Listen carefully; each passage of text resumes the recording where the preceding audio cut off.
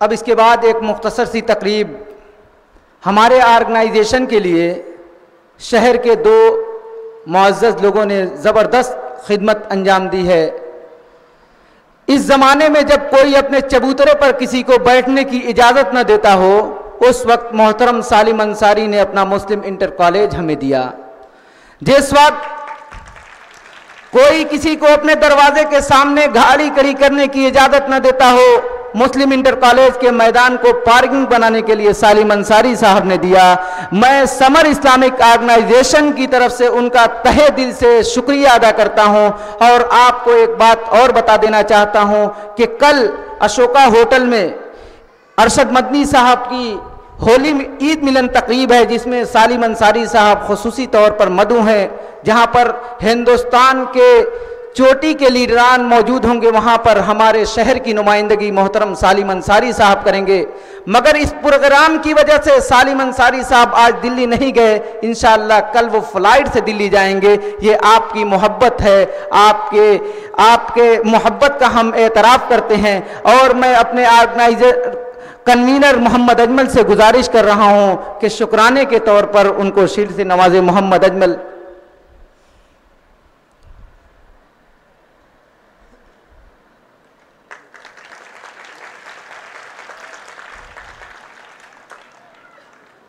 हमारे दूसरे बही-खा शहर के मशहूर मारूफ हस्ती और मऊ एक्टिव अलायंस फाउंडेशन के चेयरमैन मोहतरम जमाल अख्तर अर्पण साहब हैं, जिनके ताउन को, जिनकी नसीहतों को, जिनके नेक और मुफीद मशवरों की वजह से आज समर इस्लामिक ऑर्गेनाइजेशन यहाँ तक पहुँचा है। हम उनका भी एहसान फरामोश नहीं कर सकते, हम उनको भी नहीं भूल सकते। हर मुसीबत के वक्त सबसे पहला फ़ोन अगर किसी का आता है तो वो मोहतरम जमाल अख्तर अर्पण साहब का आता है। मैं उनका भी शुक्रिया अदा करता हूँ। हम उनके लिए दुआ कर सकते हैं कि अल्लाह रब्बुल आलमीन उनके जज्बे को बाकी रखे और उनके मकसद को कायम दायम रखे। मैं जमाल अख्तर अर्पण साहब के सामने अपनी ऑर्गेनाइजेशन की तरफ से एक छोटा सा शुक्राना पेश करने के लिए अजमल साहब से गुजारिश कर रहा हूं कि उनको मेमेंटो पेश करें।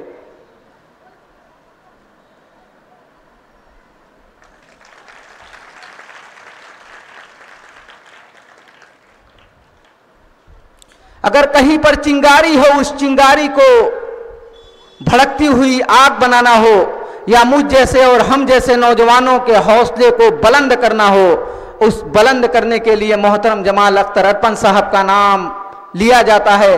और उनकी हौसला अफजाई की वजह से, उनके मुफीद मशवरों की वजह से आज समर इस्लामिक ऑर्गेनाइजेशन इस मैदान यहाँ तक खड़ी है। और जो आगे आप इनामात देख रहे हैं, इसी तरीके से जो भी आप देख रहे हैं, जमाल अख्तर अर्पण साहब ने बेपनाह मेहनत की है और उन्होंने बहुत ज़्यादा हमारी मदद की है। मैं उनका शुक्रिया अदा करता हूं और उनसे गुजारिश कर रहा हूं कि आप आएँ और तलबा को, ख़वातीन को और जो सरपरस्त हजरात गार्जियन हैं उनको खिताब करें। हमारे मेहमान एजाज़ी मोहतरम जमाल अख्तर अर्पण साहब माइक पर।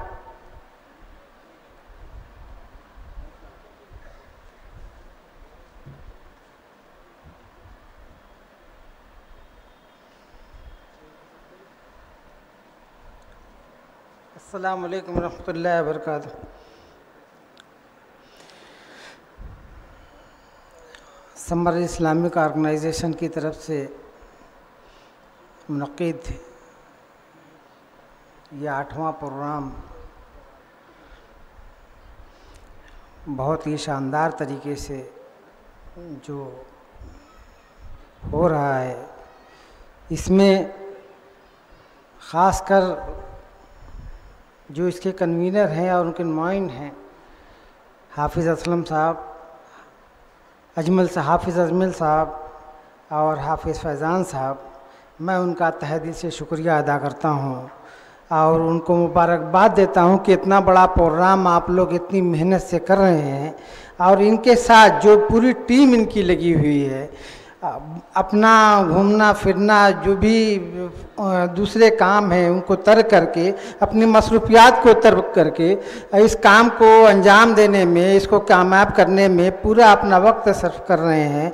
तो मैं उनको तहे दिल से मुबारकबाद पेश करता हूँ और उनका हौसला बुलंद करता हूँ ताकि वो आगे भी इससे बढ़ के आगे कदम बढ़ाते रहें और हम लोग इंशाअल्लाह जहाँ तक हो सकेगा उनका साथ निभाते रहेंगे। दोस्तों, आज इस प्रोग्राम में इस मंच पे उपस्थित तमाम मेहमान और यहाँ सामने बैठे हुए मौजूद सामीन और सामियात, मुझे इस बात की बेहद खुशी है कि आज इस प्रोग्राम के माध्यम से समर इस्लामिक ऑर्गेनाइजेशन की कोशिशों से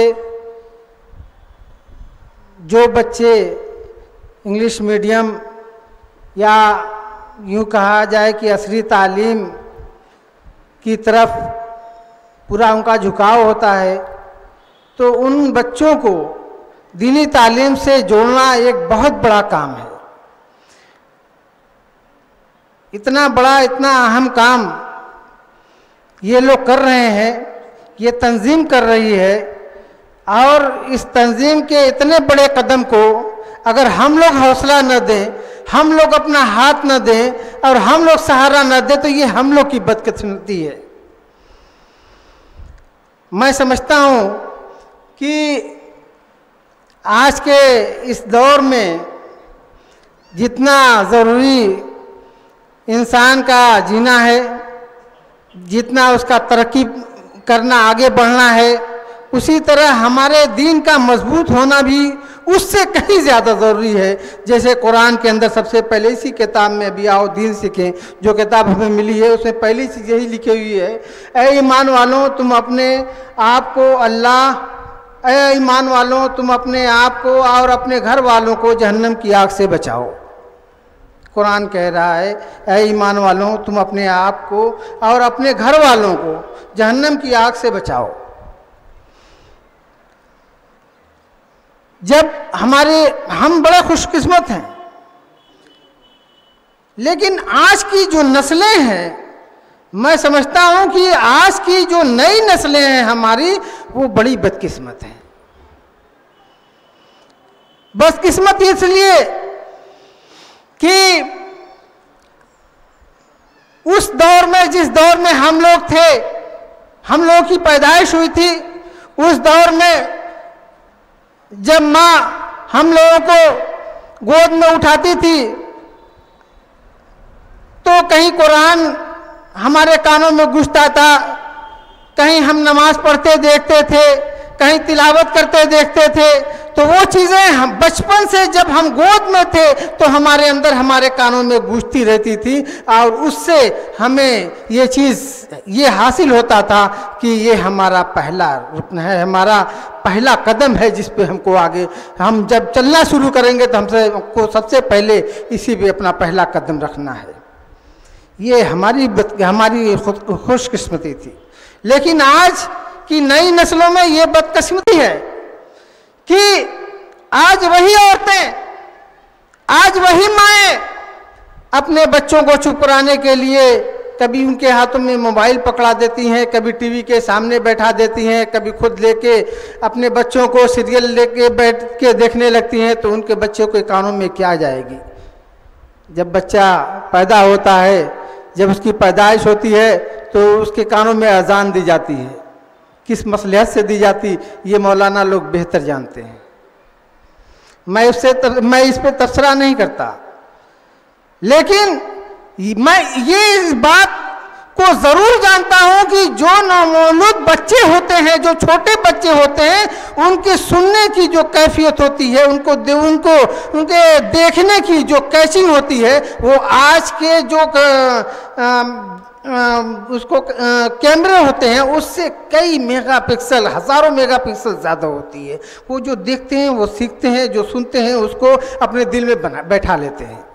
तो जो बच्चे आज के दौर में नाच गाना और बाकी वाशी चीजें सुनते हैं, देखते हैं, बड़े होके वो क्या करेंगे, हमको सबसे पहले तो इसी पे सोचना चाहिए। मां की गोद बच्चों की पहली दरसगाह है।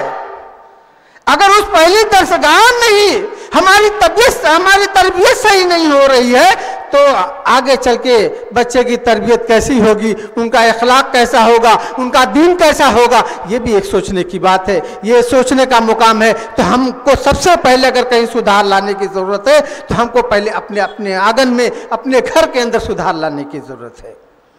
जब हम अपने घर में सुधार लाएंगे तो हमारा समाज, हमारा दीन आज दिन दुनी रात चौगुनी तरक्की करता जाएगा इंशाअल्लाह, इसमें कोई दो राय नहीं है। कुछ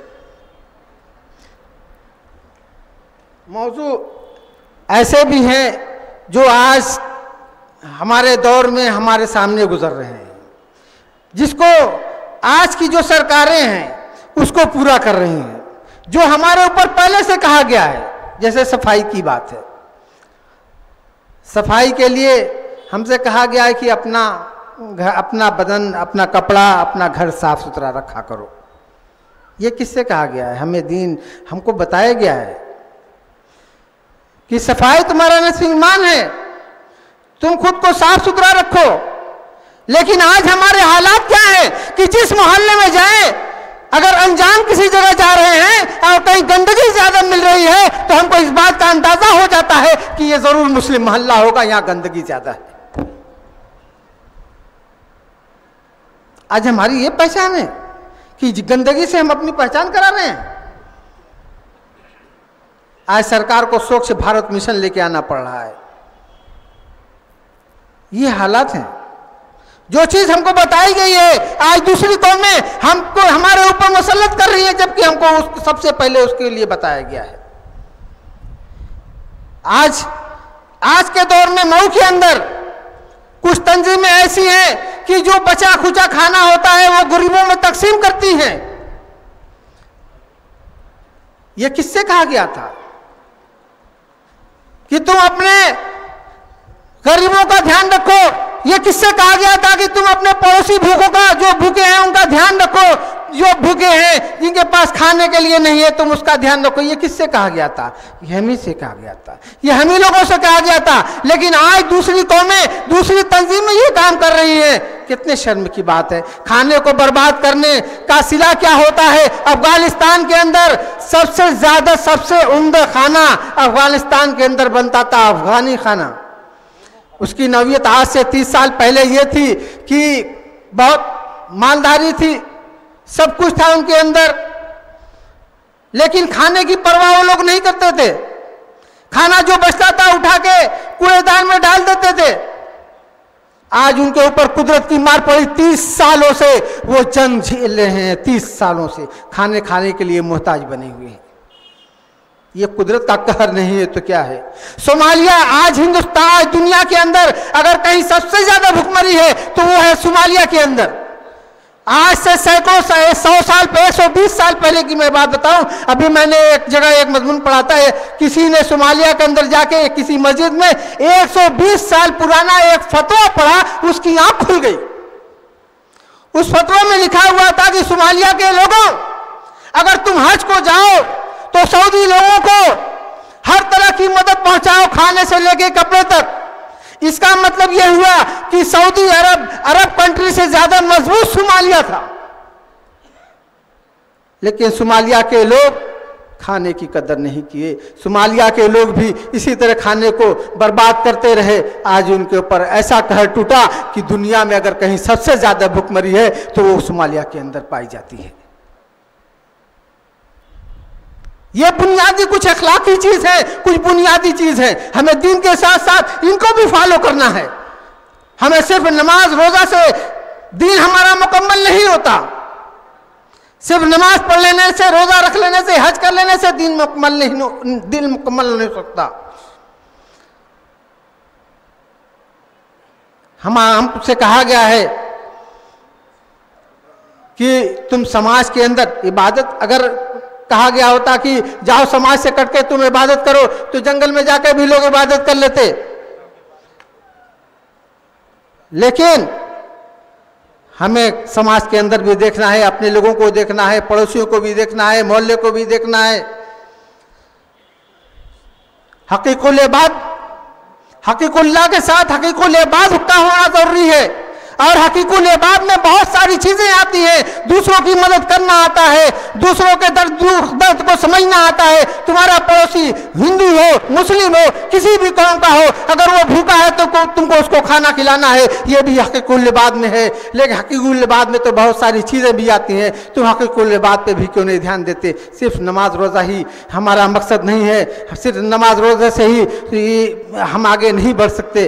कम से कम हकीकुल्लाह के साथ हकीकुल इबाद का भी होना जरूरी है। तो मैं समझता हूँ कि मैं उम्मीद करता हूँ अपने उलमाए दीन से कि ज़्यादा से ज़्यादा जहाँ ये तलकीन होती है नमाज रोज़ा की, ये हकीकुल्लाह की तलकीन होती है, वहीं ज़्यादा से ज़्यादा ये हकीकुल इबाद की भी तलकीन करें। और एक चीज़, सिर्फ एक बात कह के मैं अपनी बात को ख़त्म करूँगा कि आज जैसे हाफिज़ अजमल साहब साउथ के अंदर गए तरावी पढ़ाने, तो उन्होंने एक बात जो मुझसे कही, बड़ी अच्छी बात मुझको लगी। तरावी के बाद काफ़ी 1-1.5 घंटे तक वो तफसीर बयान करते थे। तो मैंने उनसे कहा कि तरावी तो ख़त्म हो गई, फिर आप इतना देर तक कर रहे हैं? हाँ हाँ, यहाँ एक रिवाज है।